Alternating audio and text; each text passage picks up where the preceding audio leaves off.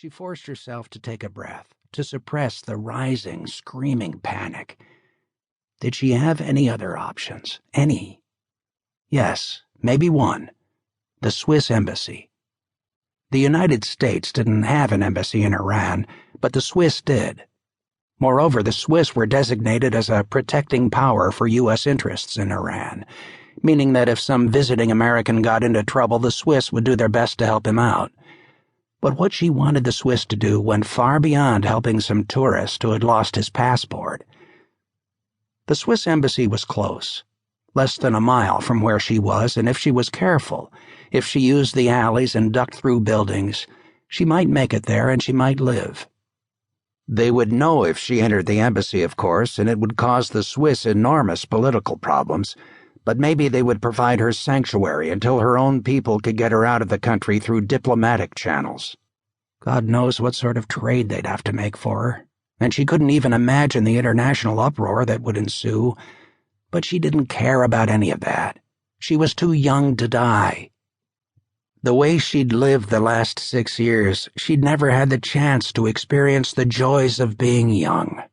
Her youth had been stolen from her, so they owed her, and to hell with the political fallout that would occur if she ran to the Swiss. She had done her job, and now the diplomats and the damn politicians could do theirs. Her mind made up, she exited the useless car, ran to the side door of the garage and threw it open, and was immediately blinded by the headlights of 2 vehicles. Men armed with machine pistols closed in on her. She just stood there, head bowed, shoulders slumped into defeat, unable to move. She could feel something draining from her body, and that something was hope.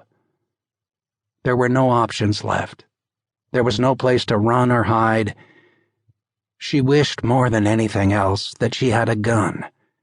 If she had had one, she would have killed herself. It was over. She knew what was going to happen next. She knew how she was going to die. Chapter 1.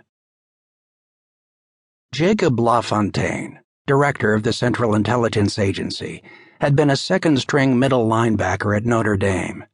At age 52, some of the muscle from his playing days had turned to fat, but not that much. He was still a bull of a man. 6'2", broad shoulders, strong arms, a deep chest. His legs were thick through the thighs, but short in proportion to his upper body. He had dark hair, muddy brown eyes set beneath the shelf of a heavy brow, and an aggressive chin. He rarely smiled, and he intimidated everyone who worked for him. He looked up in annoyance when Sinclair entered his office.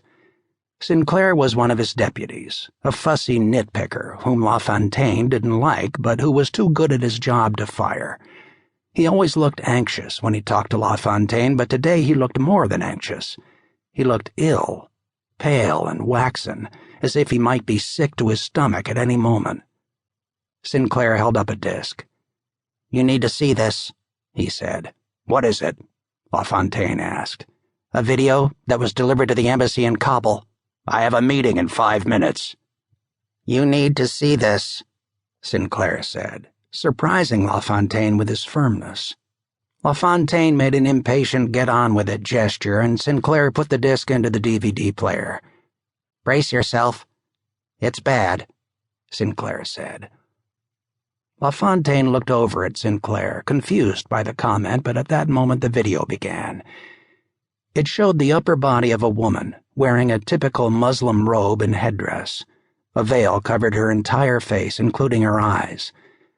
The camera pulled back and showed that the woman was kneeling, swaying slightly as if she was having a hard time maintaining her balance.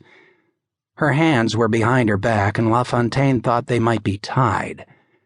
The camera focused again on the woman's head, and then a man's hand appeared and pulled the veil away from her face.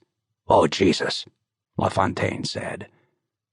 The woman had been beaten so severely that it was impossible to tell who she was or what she had originally looked like. Her left eye was swollen completely shut, the eye socket obviously shattered. Her right eye was almost closed, and the part of the eye that was visible was filled with blood. Her lips were split, her jaw appeared to be broken,